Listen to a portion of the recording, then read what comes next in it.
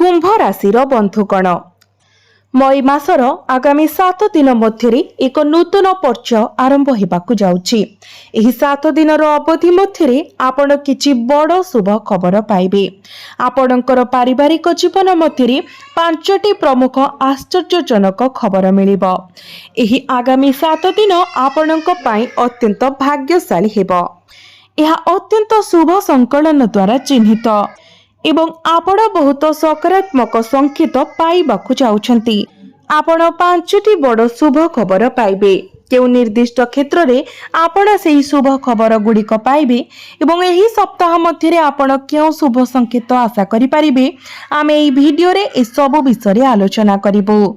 आगामी 7 दिन मध्य आपणकर जीवन रे केउ क्षेत्र लाभ पाई सुजोग प्रदान करिबो एवं केउ क्षेत्र रे आपणको सतर्कता अवलंबन करिबाकू पड़िबो ताहा उपरे आलोचना करिबो। आमे आपणकर जीवनर प्रत्येक दिगको आपणकर प्रेम जीवन, क्यारियर, व्यवसाय, स्वास्थ्य, शिक्षा, चाकरी संभावना एवं आर्थिक स्थिति समेत एक संपूर्ण आलोचना करिबु। वीडियो शेष रे आमे एही शुभ समयर सर्वाधिक उपयोग करिबारे आपनकु सहाय्य करिबा पई प्रतिकार मध्य प्रदान करिबु। तेनु वीडियोटी को संपूर्ण भाबरे शेष पर्यंत देखंतु। तेबे वीडियोटी रे आगको बढ़िबा पूर्वरु आपण माने कमेंट बॉक्स रे भक्ति एवं श्रद्धार सहित जय मां लक्ष्मी अवश्य लिखंतु। तो बंधु माने आगामी 7 दिन आपणक पई किछि चमत्कार हेबा पई जाउछि। एही 7 दिन विशेष भावरे आपणक राशि अनुसार जन्मित व्यक्ति मानक पई अत्यंत शुभ संकलन सृष्टि करुछि। आपण देखिबे जे एही सप्ताह मध्य आपणकर आर्थिक स्थिति विशेष करी धन अर्जनर संभावना एक गुरुत्वपूर्ण उन्नति आनिबो। आपणकर आर्थिक स्थिति बहुत मजबूत हेबाकू जाउछि। आपणकर राशिफल एक शक्तिशाली लक्ष्मी जोग धन पाई एक शुभ ग्रह संकलनर उपस्थिति को सूचित करे। एही 7 दिनर अवधि मध्य आपण आपणकर आयर उत्स वृद्धि करिबा पाई प्रचुर सुजोगर सम्मुखीन हेबाकू जाउछंती। आपण धन अर्जन करिबार उत्कृष्ट सुजोग पाइबे। एही धन आपणकर व्यावसायिक उद्यमरु प्रवाहित होई पारे। जदि आपण चाकरी करंती तेबे यह प्रोत्साहन आकार रे आसी पारे। यह व्यतीत जदि आपण पूर्वरु काहाको टंका ऋण देइछंती किंबा आर्थिक निवेश करिछंती तेबे आपण सेही उत्स गुड़िकरु फेरस्त पाइबे। आर्थिक लाभ प्रायतः सुनिश्चित। आगामी 7 दिन मध्य आपण निरंतर पांठीर प्रवाह देखिबे। आपणकर पड़ी रहितिबा कार्य गुड़िक शेष रे समाप्त हेबो। विशेष करी सेही प्रकल्प गुड़िक जहा समाधान करिबा पई आपणकर निरंतर प्रयास सत्वे बहुत समय धरि अटकी रहिछि। एबे केवल अल्प प्रयास सहित आपण एही प्रयास गुड़िकरे सफलता हासिल करिबे। सफलता आपणकर पाद चुंबन। आगामी 7 दिन समय आपणक पई परिस्थितिर एक अत्यंत शुभ समन्वय उपस्थापन करे। भाग्य एवं वृद्धि पाउथिबा भाग्यर एक प्रकृत समय। तथापि आपण एही समय को किपरि पुंजी करबाकू बाछंती ताहा संपूर्ण भाबरे आपणकर निजस्व क्षमता एवं कठिन परिश्रम उपरे निर्भर करे। एक नियम भावरे थरे आपण कोनोसी विषय रे मन स्थिर कले आपण ताहा हासिल न करिबा पर्यंत विश्राम नियंती नाही। यह ठीक एही अटल दृढ़ निर्णय, एही गभीर आत्मविश्वास जहाँ आपणको महान सफलता हासिल करिबाकू नै जीव। आपण एही आगामी 7 दिन मध्य याको प्रत्यक्ष भावरे देखिबे। यह आपणक पई एक असाधारण भाग्यवान समय। बंधु माने एही पर्याय आपण किछि गुरुत्वपूर्ण एवं लाभदायक खबर पाइबार संभावना अछि। बंधु एवं परिचित मानक सहित आपणकर संपर्क को आहुरी मजबूत बनाइबा पाई एही सुजोग को नियंतु। प्रकृत रे एही संजोग गुड़िक आपणक पई नूतन आर्थिक सफलता एवं सुजोग पाई पथ प्रशस्त करि पारे। यह सहित एही समय मध्य पैतृक संपत्ति सह जड़ित प्रसंग गुड़िकर समाधान हेबार यथेष्ट संभावना अछि। आपणको आर्थिक निवेश कार्यकलाप उपरे मध्य ध्यान देबा उचित, कारण ग्रह परिवर्तन एवं ज्योतिष संयोजन अनुसार यह वर्तमान एक अत्यंत अनुकूल एवं लाभजनक समय। एही समयर संपूर्ण उपयोग करंतु। ଏହା ଆପଣଙ୍କ ପାଇଁ ଅସାଧାରଣ ଲାଭ ପ୍ରଦାନ କରିବାର ପ୍ରତିଶ୍ରୁତି ଦିଏ। ଏହା ବ୍ୟତୀତ ଆପଣଙ୍କର ପିଲାମାନେ ଯେଉଁ ସଫଳତା କିମ୍ବା ମାଇଲ ଖୁଣ୍ଟ ପାଇଛନ୍ତି ତାହା ଆପଣଙ୍କ ଘର ମଧ୍ୟରେ ଏକ ଶାନ୍ତିପୂର୍ଣ୍ଣ ଏବଂ ସୁସଙ୍ଗତ ପରିବେଶ ସୃଷ୍ଟି କରିବ। ଶେଷରେ, ଯଦି ଆପଣ କୌଣସି ଘର ନବୀକରଣ କିମ୍ବା ଆଭ୍ୟନ୍ତରୀଣ ସାଜସଜ୍ଜା ପ୍ରକଳ୍ପ ଯୋଜନା କରୁଛନ୍ତି, ତେବେ ବାସ୍ତୁଶାସ୍ତ୍ରର ନୀତିଗୁଡ଼ିକୁ କଡ଼ାକଡ଼ି ପାଳନ କରନ୍ତୁ। ଏହା ସହିତ ଆପଣ ସୃଜନଶୀଳ ଏବଂ ଧାର୍ମିକ କାର୍ଯ୍ୟକଳାପ ପ୍ରତି ଆଗ୍ରହ ଅନୁଭବ କରିବେ। ଆପଣ ନିଜକୁ ଆବଶ୍ୟକ କରୁଥିବା ଲୋକଙ୍କୁ ସାହାଯ୍ୟ କରିବାକୁ ମଧ୍ୟ ପାଇପାରନ୍ତି। ଆପଣଙ୍କର ସମୟର ଏକ ଗୁରୁତ୍ୱପୂର୍ଣ୍ଣ ପରିମାଣ ଏପରି ପ୍ରୟାସ ପାଇଁ ଉତ୍ସର୍ଗ କରାଯିବ। ଏହା ବ୍ୟତୀତ ଚ୍ୟାଲେଞ୍ଜ ଗୁଡ଼ିକୁ ଗ୍ରହଣ କରିବା ଆପଣଙ୍କର ସଫଳତା ପାଇଁ ପଥ ପ୍ରଶସ୍ତ କରିବ। ଯେକୌଣସି କାର୍ଯ୍ୟ କରିବା ପୂର୍ବରୁ ଏହାର ସମ୍ପୂର୍ଣ୍ଣ ତଦନ୍ତ କରିବା ମଧ୍ୟ ପରାମର୍ଶଦାୟକ। ଏହା କରିବା ଦ୍ୱାରା ଆପଣ ଉତ୍କୃଷ୍ଟ ଫଳାଫଳ ହାସଲ କରିବେ।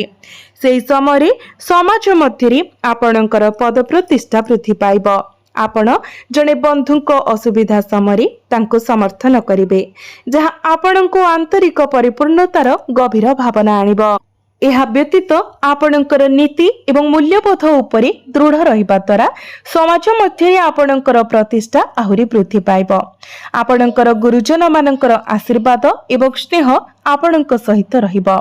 ସେମାନଙ୍କର ଆଶୀର୍ବାଦ ଆପଣଙ୍କ ପାଇଁ ଏକ ପ୍ରକୃତ ଆଶୀର୍ବାଦ ପ୍ରମାଣିତ ହେବ। ତେଣୁ ସେମାନଙ୍କୁ ନିଷ୍ଠାର ସହିତ ସେବା କରିବାକୁ ଚେଷ୍ଟା କରନ୍ତୁ। ଏହା ସହିତ ଏହି ସମୟ ମଧ୍ୟରେ ଆପଣଙ୍କୁ ଆପଣଙ୍କର ଖର୍ଚ୍ଚ ଉପରେ ସଂଯମ ରଖିବାକୁ ପଡ଼ିବ। ସେମାନଙ୍କୁ ସୀମା ମଧ୍ୟରେ ରଖନ୍ତୁ, ନଚେତ୍ ଆପଣଙ୍କର ବଜେଟ୍ ବିଗିଡ଼ିପାରେ। ଆପଣଙ୍କର ଜିଦ୍ ଯୋଗୁଁ ନିକଟ ସମ୍ପର୍କୀୟଙ୍କ ସହିତ ଆପଣଙ୍କର ସମ୍ପର୍କ ଖରାପ ହେବାର ସମ୍ଭାବନା ମଧ୍ୟ ଅଛି। ଆପଣଙ୍କର ଆଚରଣରେ ନମନୀୟତା ଆଣିବା ଏବଂ ଆପଣଙ୍କର ସମ୍ପର୍କରେ ଥିବା ସୀମା ପ୍ରତି ସଚେତନ ରହିବା ଆପଣଙ୍କ ପାଇଁ ଅତ୍ୟନ୍ତ ଜରୁରୀ।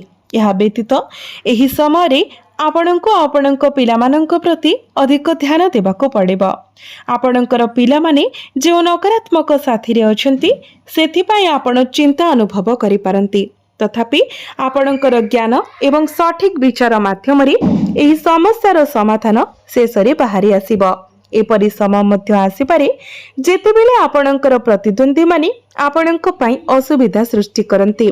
ସେହି ପ୍ରତିଦ୍ୱନ୍ଦ୍ୱୀମାନେ ଯେଉଁମାନେ ଆପଣଙ୍କ ପ୍ରତି ଈର୍ଷା ରଖନ୍ତି, କାରଣ ଏହା ଆପଣଙ୍କ ପାଇଁ ଏକ ବଡ଼ ସଫଳତାର ସମୟ। ଏହି ସମୟ ସୁଯୋଗ ଏବଂ ସଫଳତାରେ ପରିପୂର୍ଣ୍ଣ।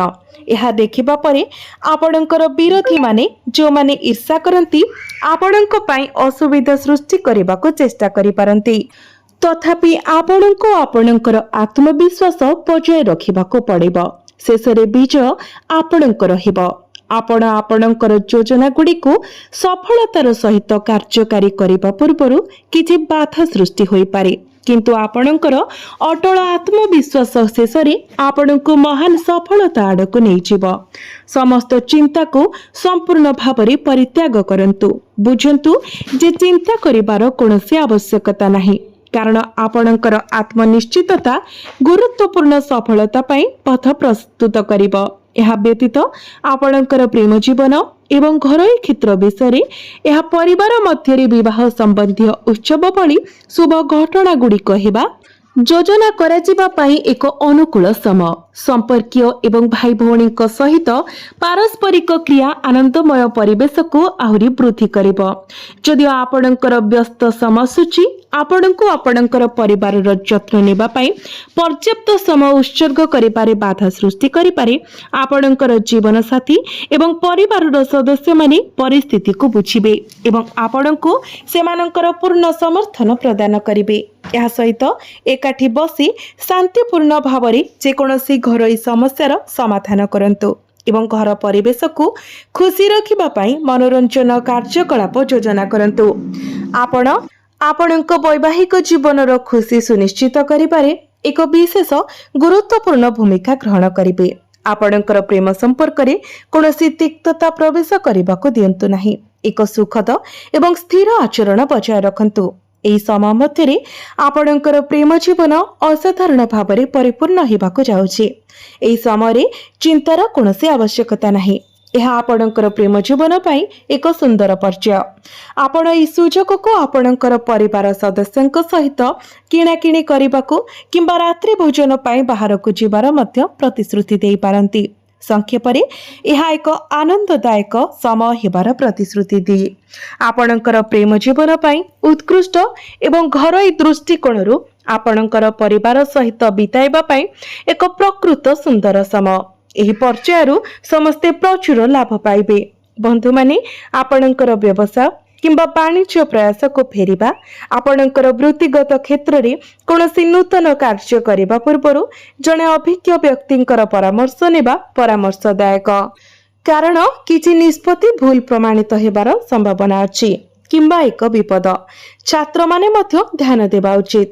ଆପଣ ଆପଣଙ୍କର ବିଭାଗୀୟ ପରୀକ୍ଷାରେ ଫଳାଫଳ ହାସଲ କରିବାକୁ ଆଶା କରିପାରିବେ, ଯାହା ସମ୍ପୂର୍ଣ୍ଣ ଭାବରେ ଆପଣଙ୍କର ସନ୍ତୋଷ ପାଇଁ। ଏହା ବ୍ୟତୀତ ଏହି ସମୟ ନିଯୁକ୍ତି ଖୋଜୁଥିବା ଛାତ୍ରମାନଙ୍କ ପାଇଁ ଅନୁକୂଳ ଫଳାଫଳର ପ୍ରତିଶ୍ରୁତି ରଖିଛି, ଯାହା ସେମାନଙ୍କର ଆକାଂକ୍ଷା ସହିତ ସମ୍ପୂର୍ଣ୍ଣ ଭାବରେ ମେଳ ଖାଉଛି। ଏହାର ଅର୍ଥ ହେଉଛି ଆପଣଙ୍କର କଠିନ ପରିଶ୍ରମ ଫଳ ଦେବ।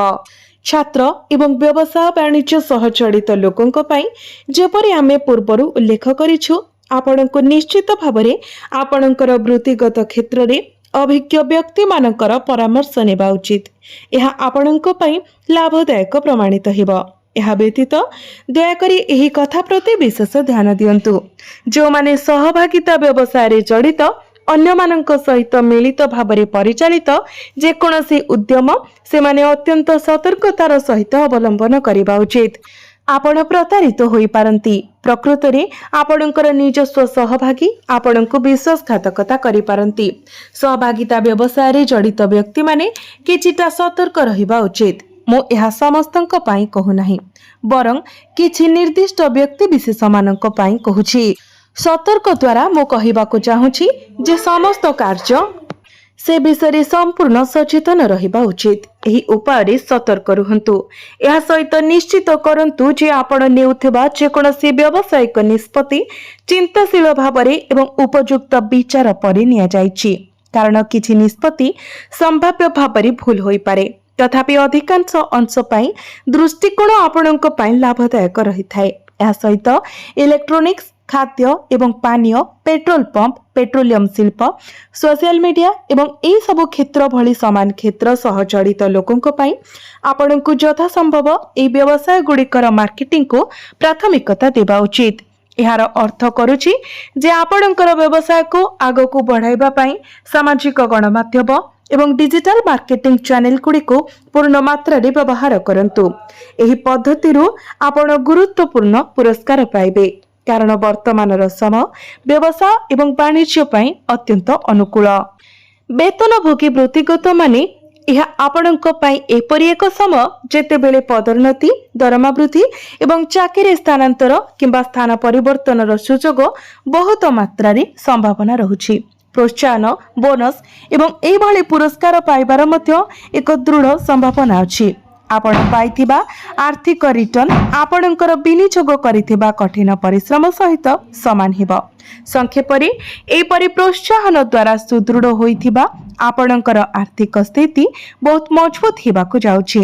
ଯେଉଁମାନେ ବର୍ତ୍ତମାନ ଚାକିରି ଖୋଜୁଛନ୍ତି, ତ ଆପଣ ବର୍ତ୍ତମାନ ପ୍ରତିଯୋଗିତାମୂଳକ ପରୀକ୍ଷା କିମ୍ବା ଇଣ୍ଟରଭ୍ୟୁ ପାଇଁ ଉପସ୍ଥିତ ଅଛନ୍ତି କିମ୍ବା କେବଳ ଆପଣଙ୍କର ଶିକ୍ଷାଗତ ଯୋଗ୍ୟତା ଏବଂ ବୃତ୍ତିଗତ ଅଭିଜ୍ଞତାକୁ ବ୍ୟବହାର କରିବାକୁ ଚାହୁଁଛନ୍ତି, ସେମାନଙ୍କ ପାଇଁ ଏକ ପ୍ରତିଶ୍ରୁତିପୂର୍ଣ୍ଣ ଚାକିରି ଆପଣଙ୍କ ପାଇଁ ଅପେକ୍ଷା କରିଛି।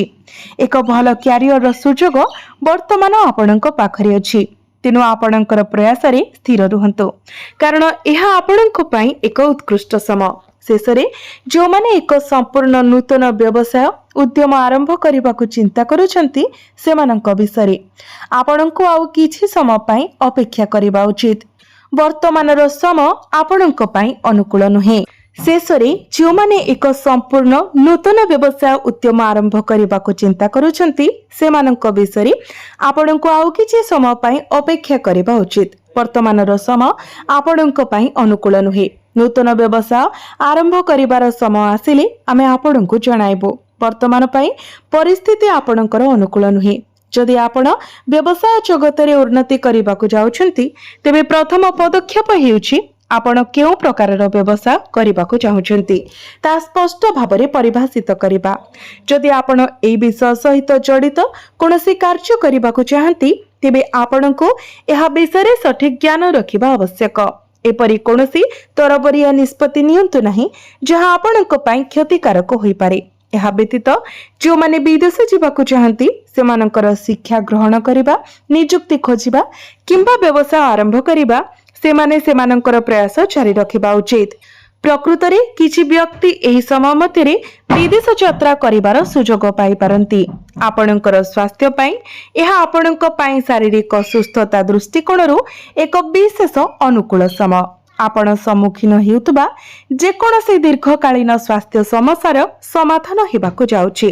तथापि आपण अल्प समय पाई थंडा किंबा काश भली छोट रोगर सम्मुखीन होई पारंती। एई क्षेत्र रे अवहेला करंतु नाही कारण सामान्य असावधानता मध्य क्षतिकारक साब्यस्त होई पारे। सतर्क रुहंतु कारण आघात पाइबा किंबा जानवाहन चलाइबा समय आघात पाइबार संभावना रहिछि। अत्यंत सतर्कतार सहित जानवाहन चलांतु। एही समय मध्य जानवाहन व्यवहार को यथा संभव कम करिबा पई चेष्टा करंतु। यह आपणक पई बुद्धिमानर कार्य हेबो। एबे आसंतु आगामी 7 दिन मध्य आपणक पई केउ प्रतिकार पालन करिबा आवश्यक से विषय आलोचना करिबा। तो बंधु माने प्रथम प्रतिकार हेउची एही 7 दिन मध्य आपण जे कोनोसी दिन एही निर्दिष्ट प्रतिकार करि पारिबे। आपण गोटी गाय को 7टी रुटी अर्पण करंतु, नैवेद्य प्रस्तुत करंतु, सकाळे छोट छोट अटा गुळा करंतु, प्रत्येक गुळा उपरे हळदीर एक तिलक लगांतु, प्रत्येक गुळा उपरे एक तुलसी पत्र रखंतु एवं सेई पत्र उपरे 7टी चाउल रखंतु। आपण सप्ताहर जे कोनोसी दिन ए प्रतिकार करि पारिबे केवल रविवार व्यतीत। तापरे गोटिए गोटिए करी ओम धनाय नमः मंत्र जप करी ए अटा गुळा को गाय को खाइबाको दियंतु। ए प्रतिकार करिबा द्वारा सबुठारु बड़ लाभ हेबो आर्थिक लाभ। आपणकर जीवनर प्रत्येक क्षेत्र रे सफलता हासिल करिबे। पूर्वरु जो कार्य गुड़िक अटकी रही किंबा बाधा सृष्टि हेउथिला ताहा एबे बिना बाधारे समाप्त हेबो। आपणको निश्चित भाबरे ए प्रतिकार करिबा उचित कारण यह निश्चित भाबरे लाभ प्रदान करिबो। एबे परवर्ती प्रतिकार हेउछि आपण प्रकृत अभावी लोक मानकर सेवा करंतु। विशेष करी एक अनुष्ठान जहाँ शारीरिक भाव में अक्षम जेपरिक पंगु, अक्षम, दृष्टिहीन किंबा बाक अक्षमंक पई जत्न निए एपरि संगठन को दान करंतु। जेते छोट मात्रा रे हेउना काहेकि जो माने निसहाय एवं असहाय सेमानंक पई समर्थनर स्तंभ हेबाको चेष्टा करंतु। आपण जहाँ परिचालना करि परिबे ताहा दान करंतु। परिमाण जहाँ हेउना काहेकि आपण पुरस्कार पाइबे। सेमानंको सहाय्य करिबा आपणकर जीवन रे सौभाग्यर सूर्योदय पई एक उत्प्रेरक भाबरे कार्य करिबो। यह दृढ़ भाबरे मने रखंतु।